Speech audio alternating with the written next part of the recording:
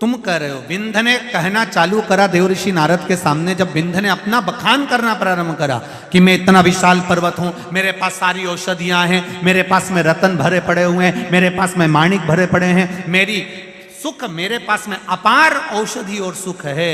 नारद जी हंस दिए कि तुमसे ज्यादा सुख तो सुमेरु के पास में है, और सुमेरु पर्वत बड़ा प्रबल है। उसके बाद भी उसके मुख से ये नहीं निकला कि मैं इतना प्रबल हूं, मैं इतना बलवान हूं,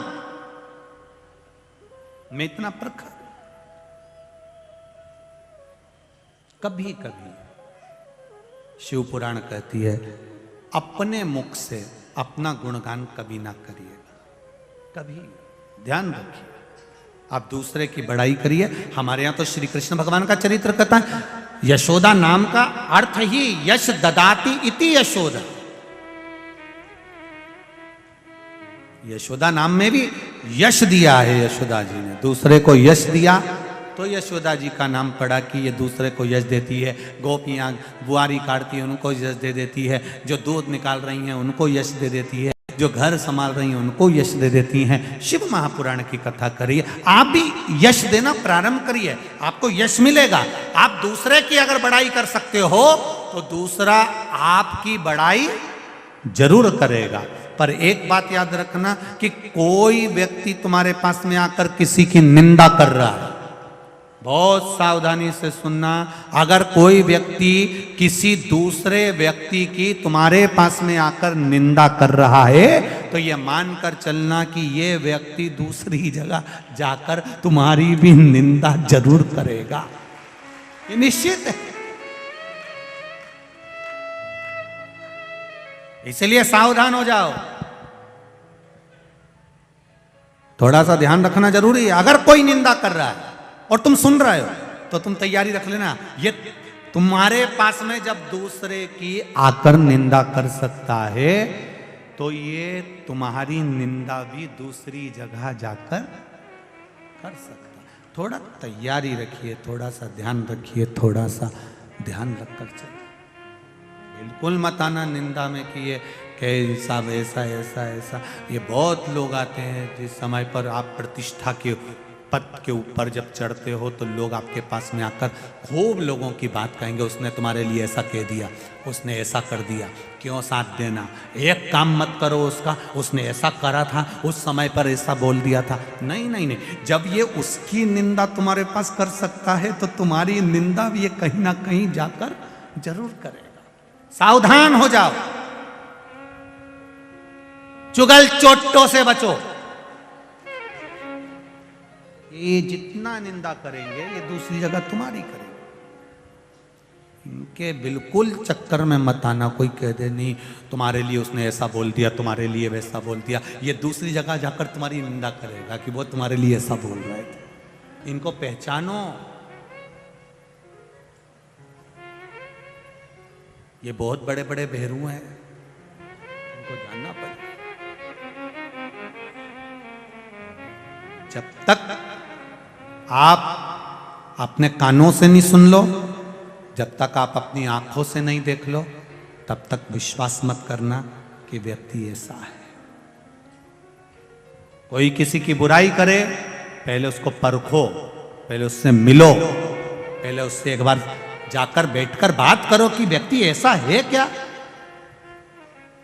हमने तो सुना था व्यक्ति ऐसा, वो व्यक्ति ऐसा इतना इतना बोलता है, ऐसा ऐसा बोल देता है, इतना आड़ा टेढ़ा बोल देता है। उससे मिलो तो वो आड़ा टेढ़ा क्यों बोलेगा, किस लिए बोलेगा, उससे मिलो, जाके एक बार बात तो करो। जाओ एक बार उसके पास में, क्यों रे सीवर वाला महाराज, हमने तो सुना था। तो मिलो एक बार जाकर, उससे बैठो, बातचीत करो। कई लोग कह देते हैं उनकी जो मम्मी है वो बहुत तेज है, लड़की मत ब्याहना, उनके घर में छोरी मत देना, उसकी माँ बहुत तेज है। तो जरा विचार करो, जो तुमसे कह रही है कि उसकी माता बहुत तेज है, जब इसकी जीवान इतनी चल रही है तो ये कम तेज है। छोरी मत ब्याहना, बहुत तेज है। अब जो तुम्हारे पास में शिकायत करने आई ना, इसी की खबर दूसरे से निकलवा लो, वो भी बोल देगी बहुत बोले, वो तो इतनी चुगल चोटी कहीं क्यों, तो 2 चोटी करना चाहिए। 3 चोटी है चुगल चोटी, दिन भर चुगली करती फिर पूरे मोहल्ला में। तुम करो, मिलो पहले जाकर। कोई के कमला ऐसी, पहले कमला से जाके मिलो। क्यों नहीं कमला भाई कैसी? कमला भाई कह रहे फालतू की बात मत कर, बैठ जीजी बैठ, मैं चाय बना के लाऊं तुम्हारे लिए पी। अब के दूसरे के पास जाके, कमला भाई तो इतनी जोरदार, उनकी बहू तो उतर के ही नहीं आई, बापड़ी ने अकेली ने चाय बना के पिलाई थी। अब मिले तो है ही नहीं अपन उनसे, मिले तो है ही नहीं अपन को। बस किसी ने कह दिया वो व्यक्ति ऐसा है, वो महाराज ऐसा, वो व्यक्ति ऐसा, वो ऐसा व्यक्ति, वो ऐसी पद पे बैठा है, कुर्सी पर बैठा है, वो ऐसा है। अरे उससे मिलो तो, कैसा है? मिलोगे तब मालूम पड़ेगा कितना सिंदूर चढ़ा। मिलो तो,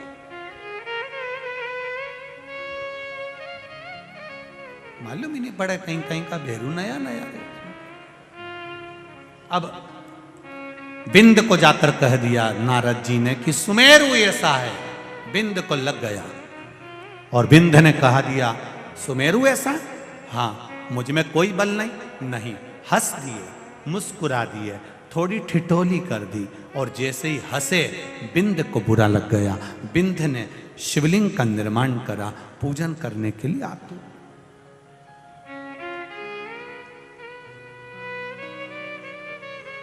जब शिव जी की पूजन में आतुर हुआ बिंद, भगवान शंकर की भक्ति में आतुर हो गया बिंद, घोर तप में लीन हो गया बिंद, तब शिव को याद कर। बहुत जरूरी है, हमारा ध्यान रखिएगा जरा। पहले के लोग तीर्थ करने जाते थे तो पोटली बांध के ले जाते थे। बोलो री जीजियो, सही है कि गलत है? उसमें आटा, चावल, दाल, कुकर, भगोनी, घी, तेल, शक्कर। आज के लोग ले जाते हैं क्या? नहीं। सामान ले जाते हैं? नहीं। क्या ले जाते हैं? जेब में 2000 की गड्डी, बस उनने गड्डी फंसाई जेब में और लेकर चल दिया। अब तुम इतना सामान लेकर गए, होटल अच्छी अच्छी दिख रही है, वीआईपी दिख रही है, और तुम कहो कि साहब मैं इस होटल में कमरे में रहना चाहता हूं, तो वहां होटल वाले क्या कहेंगे, लाओ जरा देव निकाल के। तो उसको क्या, आटा रख लो, नमक मिर्ची रख लो, तो कोई तुमको वहां रहने देगा? अरे बोलो तो जम के नहीं। और तुमने जेब में से निकाला कुछ, ना आटा निकाला ना चावल, और जेब में से जो गड्डी निकाली, तो इतने में तो क्या सर पानी। वो 2000 की गड्डी दिखी थी, इतनी देर में सर पानी। सर कौन सा रूम खोल दूं? सर का सामान उठाओ, लेके चलो, सर के लिए चाय लेकर आओ, लाओ जरा। कौन सी कॉफी लाऊं, ठंडी की गरम? उसने भी कह दिया गरम कोई ठंडी कर ला। सर भोजन क्या करोगे? रोटी। अब केवल 2000 के नोट की गड्डी तुम्हारे जेब में थी तो तुमको वीआईपी ट्रीटमेंट मिला, और गड्डी खत्म। निकलो बाहर, जाओ निकलो, जाओ सर का सूटकेस नीचे रखिए, आओ जाओ बाहर। तो अभी हमारी गाड़ी आने में तो 2-3 घंटा, बाहर बैठ जाओ, गड्डी नहीं है अब तुम्हारे पास में, अब बाहर बैठ। 2000 के नोट की गड्डी जेब में थी तो एसी का रूम, डनलफ का गद्दा, वीआईपी भोजन मिला। उसी तरह राम नाम 2 अक्षर का तुम्हारे पास रहेगा तो ऊपर भी वीआईपी ट्रीटमेंट मिलता रहे, ऊपर वीआईपी, वैकुंठ का सिंहासन, खूब जोरदार गादी, तकिया ने सब मिलेगा। बस अपने पास में भगवान के नाम की गड्डी होना चाहिए, भगवान के नाम की पूंजी होना चाहिए। राम नाम, कृष्ण नाम, शिव नाम की पूंजी हमारे पास में। और जब ये पूंजी हमारे पास में होगी तो हमें सुख मिलेगा, ये निश्चित है, प्राप्त होगा, ये निश्चित है। महाराज विंध्य पर्वत ने तप साधना करी और तप साधना करते करते विंध्य के मन में भाव प्रकट हो गया, शिव जी का प्राकट्य हो गया। शंकर भगवान ने पूछा, विंध्य मांग तुझे क्या चाहिए? प्रभु लोग मुझे पूछते नहीं हैं, लोग मेरा आदर नहीं करते हैं, मुझे छोटा बताते हैं, आप कृपा कर दीजिए। शंकर भगवान ने कहा, चिंता मत कर, मैं स्वयं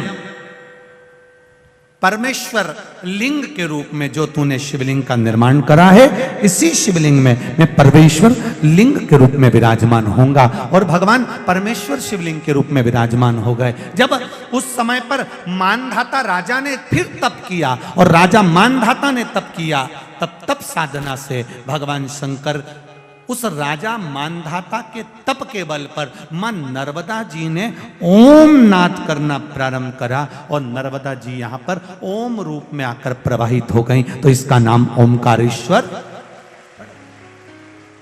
भगवान ओमकारेश्वर के रूप में विराजित, भगवान ओमकारनाथ के रूप में विराजित। आगे वर्णन आता है, शिव महापुराण की कथा कहती है, राजा मानधाता जो भगवान शिव की अविरल भक्ति को केवल जानता था, इसके सिवाय कुछ नहीं जानता था, केवल शिव भक्ति, शिव भक्ति के सिवाय कुछ भी नहीं। और आपसे भी निवेदन है, जीवन में अगर कभी ऐसा महसूस होए आपके जीवन में, आपको ऐसा लगे कि मेरा मार्ग कौन प्रशस्त करेगा, मैं किससे पूछूं कि मैं किस मार्ग की ओर जाऊं, मैं बच्चों से कहना चाहूंगा, आज की पीढ़ी को कहना चाहूंगा, नवयुवक बेटा बेटी जब पढ़ाई करते हैं तो ये विचार करते हैं कि मैं किस ओर जाऊं।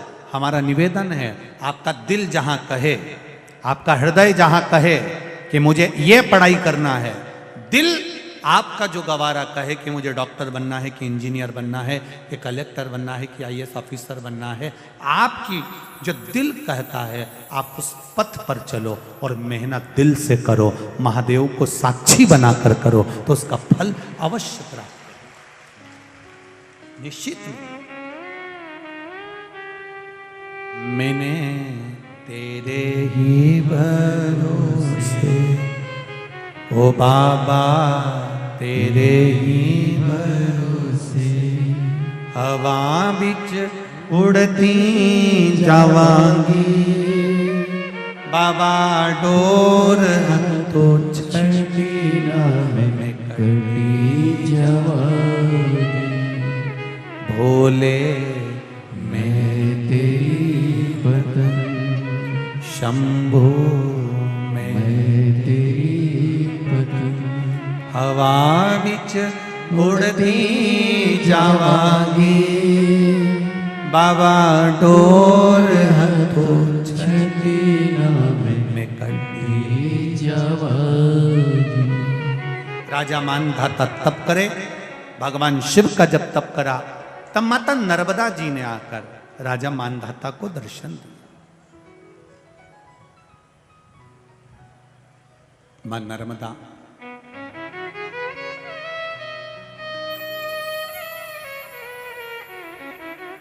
जिसका गंगा की 100 डुबकी,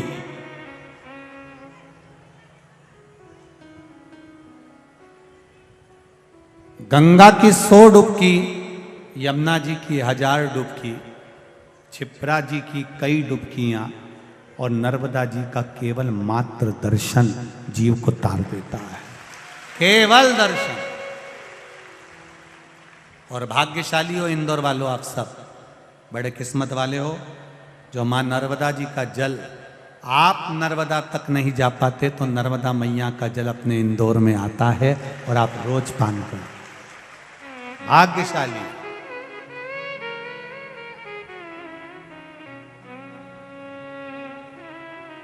मां नर्मदा का जल आपके जीवन को सार्थक बने। कितनी कृपा करी है माई नर्मदा ने कि आप नर्मदा जी के घाट तक नहीं पहुंचे तो नर्मदा जी आपके घर तक पहुंच गई। बोल नर्मदे महारानी की, नर्मदे, जम के बोला जा नर्मदे।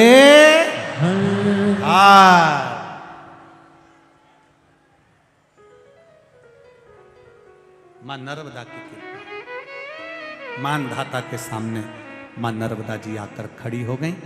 माता नर्मदा जी ने कहा, मानधाता तुम चिंता ना करो, मैं भी शिव जी को आराधना करती हूँ, तुम भी शिव की आराधना करो। नर्मदा जी ने ओम शब्द का नाद करना प्रारंभ करा, ओम अक्षर का उच्चारण करना प्रारंभ करा और माँ भगवान शिव की आराधना में डूबी। भगवान विंध्य पर्वत पर मेरे देव अधिदेव महादेव, मेरे शंकर आकर विराजमान हो जाते हैं और भगवान शिव वहाँ विराजित हुए। नर्मदा जी ने ओम नाद कर कर शिव की आराधना करी। शिव जी ओमकारेश्वर के रूप में विराजमान हुए। भगवान ओमकारेश्वर भगवान की, नर्मदा महारानी की।